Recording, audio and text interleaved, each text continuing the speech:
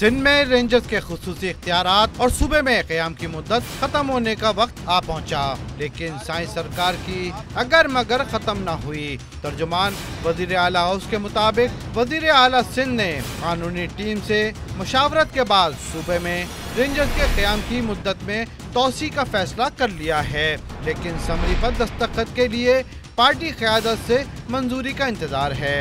دوسری جانب وفاقی وزیر داخلہ چودھری نثار نے رینجرز کے قیام اور اختیارات میں توسیع کے معاملے پر قائم علی شاہ کو خط لکھ دیا ہے، جس میں کہا گیا ہے کہ کراچی میں امن و امان کی بحالی میں رینجرز نے اہم کردار ادا کیا ہے۔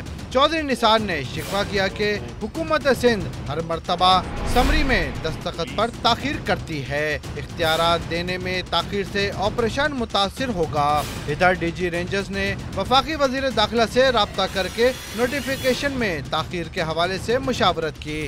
اس موقع پر وزیر داخلہ کا کہنا تھا کہ رینجرز کے جوانوں نے شہر میں قیام امن کے لیے قربانیاں دی ہیں، جسے ضائع نہیں ہونے دیا جائے گا۔ رینجرز کے اختیارات میں آخری مرتبہ 4 مئی کو 77 دنوں کی توثیق کی گئی تھی۔